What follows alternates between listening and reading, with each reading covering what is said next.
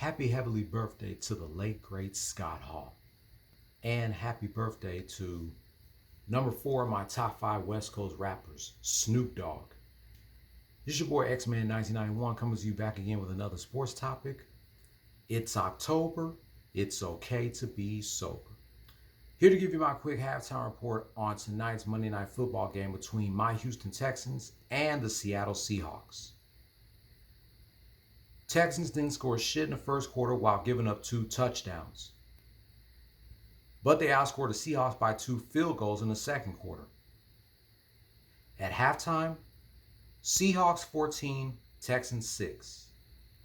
The second half has already started.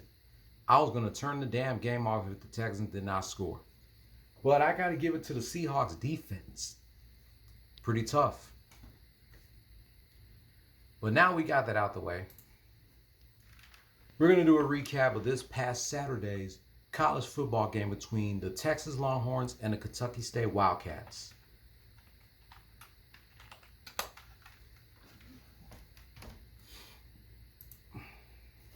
Oh, and by the way, it's official. My prediction came true. This year's World Series is the LA Dodgers and the Toronto Blue Jays. Good. Thank you, Blue Jays, for beating the Mariners. And always fuck the Mariners. And congrats to the Dodgers. They're going back to the World Series again. Let's see if Ice Cube is going to perform for them again like he did last year. Ice Cube's performance in Game 2 of the World Series was phenomenal. But when it came to Fat Joe's performance in Game 3 in the Yankee Stadium, terrible. I feel like they should have got LL Cool J to perform. Or they could have got Wu-Tang to perform. Or Busta Rhymes. Or you could have got Cam and Mace to perform. Or Remy Ma. Or if DMX was still alive, he would have blown the roof off the place. But I would have chose LL Cool J to perform at the World Series last year for the Yankees. Or you could have got Kiss to perform, We Gon' Make It, We Gon' Make It. They should have got somebody to get the fans to turn up, man. Or Jay-Z would have killed it with the Empire State of Mind, just like he did at the 2009 World Series. But he was basically hiding because of the whole Diddy situation. I'm not a fan of the Dodgers or the Yankees, but I'm glad the Dodgers opened up a can of whoop ass on the Stankies at the World Series last year. Now this year, they're going up against the Blue Jays. And congrats to the Blue Jays. Shout out to Allison Court, a.k.a. Lunette the Clown from the Big Comfy Couch, because y'all know she's from Toronto. And that is her home team, the Toronto Blue Jays. In football, she's a fan of Josh Allen and the Buffalo Bills. But we'll talk about that later. Neither teams didn't score shit in the first quarter. Longhorns outscored the Wildcats by a touchdown in the second quarter. At halftime, Longhorns 7, Wildcats zip. Both teams kicked a field goal in the third quarter. After the third quarter, Longhorns 10, Wildcats 3. Longhorns gave up 10 in the fourth quarter while kicking another field goal. At the end of regulation, the score was tied at 13 and they took the game to overtime. The Longhorns outscored the Wildcats by another field goal at overtime, beating them by 3, 16-13. The Longhorns are now 5-2 as the Wildcats dropped to 2-4. This Saturday, the Longhorns are still on the road going up against the Mississippi State Bulldogs.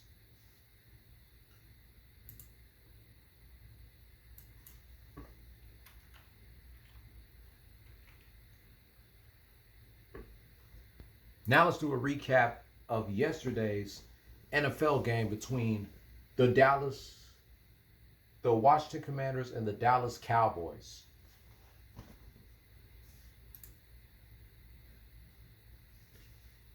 The Cowboys killed this whole game, outscoring the Commanders by 17 while giving up 8. They outscored by 10 in the second quarter while giving up a touchdown. At halftime, Cowboys 17, Commanders 15. Cowboys 27, Commanders 15. Cowboys outscored the Commanders by 2 touchdowns in the third quarter while giving up another touchdown.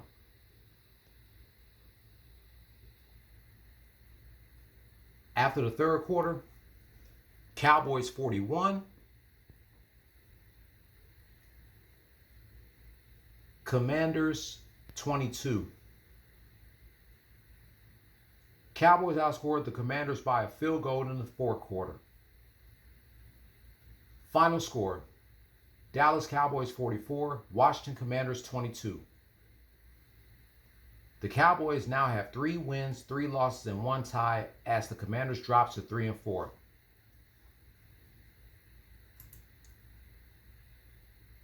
This Sunday, the Cowboys will go against the Broncos in Denver.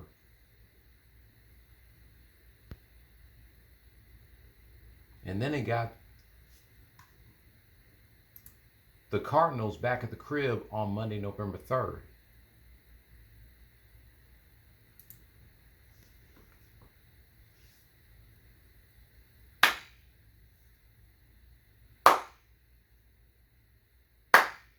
Yeah, man. Congrats to both the Longhorns and the Cowboys. The Cowboys opened up a can of whoop ass on the Commanders. And congrats to the Longhorns. That game between the Longhorns and the Wildcats, it was kind of boring because I expected the Longhorns to score more than 13 or 16. But at least they got the job done. So congrats to both the Cowboys and the Longhorns. And also, who is ready for the NBA season to start tomorrow? How do y'all feel about the NBA back on NBC for the first time since the 2002 finals? Yeah, I'm kind of excited that it's back on NBC, but at the same time, I'm a little upset that it's not going to be on TNT anymore after 36 years. I'm definitely going to miss watching the NBA on TNT. The last game that aired on TNT in the NBA was May 31st, Game 7 of the Eastern Conference Finals between the Knicks and the Pacers.